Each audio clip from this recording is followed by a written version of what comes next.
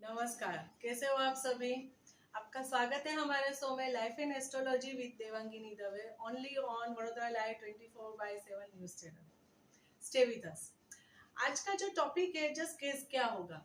आज का टॉपिक जो है वो मैं बहुत खास लेके आई हूँ और बहुत सारे व्यूअर्स को ये क्वेश्चन भी रहता है। It's part of astrology and कुंडली। क्या होता है ना, कुंडली में एक योग बनता है जिसको बोलते हैं विष योग, है ना, विष योग।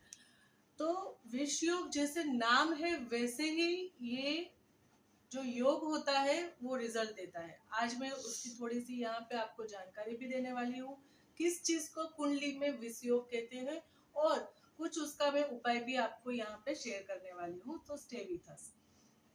अच्छा, पहले तो विष योग क्या होता है। देखिए, विष योग इस चीज को बोलते हैं जिसमें मून एंड सैटर्न का कंजक्शन होता है कोई भी कुंडली के कोई भी एक पर्टिकुलर स्थान में। मून यानी चंद्रमा एंड सैटर्न यानी के शनि। तो मून एंड सैटर्न कंजक्शन, चंद्रमा और शनि अगर कुंडली में कोई स्थान में एक साथ में बैठे हो या फिर चंद्रमा की शनि पे दृष्टि हो या फिर शनि की चंद्रमा पे दृष्टि हो, तो कोई भी प्रकार से हम बोल सकते हैं कि ये एक विषयोग हो रहा है। राइट।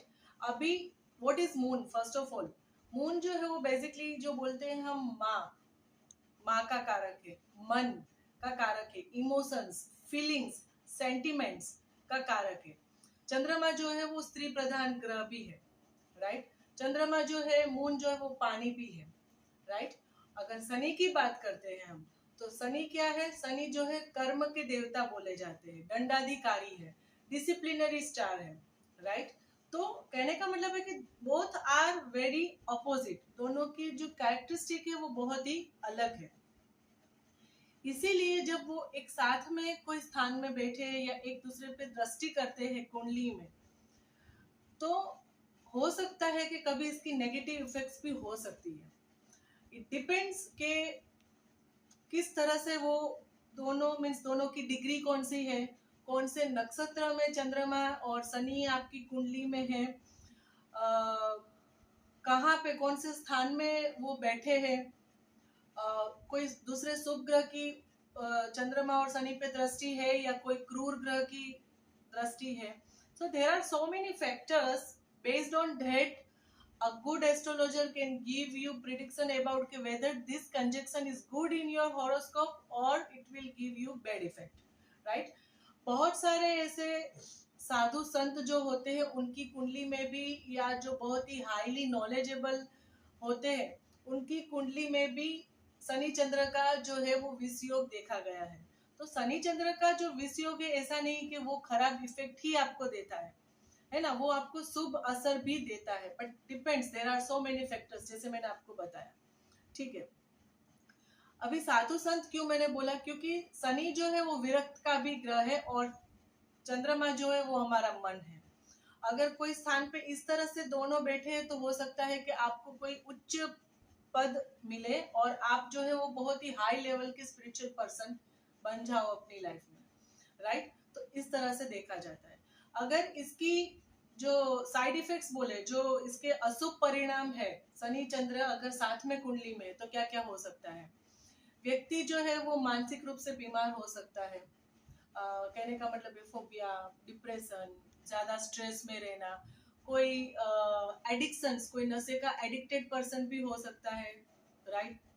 इसके अलावा कोई एक जगह पे वो जॉब में, रोजगार में जो है वो एक जगह पे वो स्टेबल नहीं रहेगा, बार बार वो जॉब चेंज करेगा, इंस्टेबिलिटी देता है। राइट। अगर सातवें स्थान में शनि चंद्र का विषयोग हो रहा है, तो हो सकता है कि उस पर्सन का कभी भी लाइफ में एक बार ब्रेकअप, या कहने का मतलब है कि मंगनी टूट जाना, सगाई टूट जाना, रिश्ता टूट जाना, एक बार शादी हो जाए फिर डाइवोर्स ले फिर वापस शादी करे, ऐसा हो सकता है। राइट। तो एक बार टूट जाए फिर वो मैच्योर होंगे और फिर वो दूसरी बार अच्छा डिसीजन लेंगे और उनका अच्छा चलेगा, बट इस तरह के चांसेस है। या फिर लग्न में चंद्र और शनि साथ में है, या साथ में घर में पति पत्नी का जो स्थान है वहां पे साथ में है, तो तो ये सारी इसकी जो बोलते हैं ये अशुभ परिणाम है, ये सारी इसकी गंभीर असर है। अच्छा, इसका उपाय क्या है? इसका उपाय ये है कि आप क्या कर सकते हो, रोज या फिर हर सोमवार को, अगर होता है तो रोज आप महादेव जी का, शंकर भगवान का मंदिर कहीं पे नजदीक में आप रहते हो वहां पे है, तो आप रोज उनको जो है वो जल अर्पण कर सकते हो। आप ओम नमः शिवाय का जाप कर सकते हो। विषयोग की विधि भी होती है ब्राह्मणों के द्वारा नदी के तट पे। तो आप वहां पे अपने विषय, अगर आपकी कुंडली में विषयोग है और अगर आपने किसी अच्छे एस्ट्रोलॉजर को दिखाया और बोला कि ये आप पे अशुभ परिणाम दे रही है और आपको इसकी विधि करवानी चाहिए, तो आप वहां पे वो विधि भी करवा सकते हो। तो ये सारी चीजें हैं। आई होप ये इन्फॉर्मेशन मैंने आपके साथ जो शेयर की है it will helpful to you. आप अभी सीख जाओगे थोड़ा बहुत अपनी कुंडली में कि विषयोग है कि नहीं है, और है तो उसका क्या उपाय हम कर सकते हैं उसकी अशुभ असर से बचने के लिए। हमारे चैनल को सब्सक्राइब करना ना भूलें। आपको आज का टॉपिक कैसा लगा कमेंट बॉक्स में अपने व्यूज डालना ना भूलें। अगले एपिसोड में वापस मिलते हैं एक नए एस्ट्रोलॉजिकल वास्तु न्यूमरोलॉजिकल टॉपिक के साथ। तो मुझे इजाजत दीजिए। Take care, bye bye.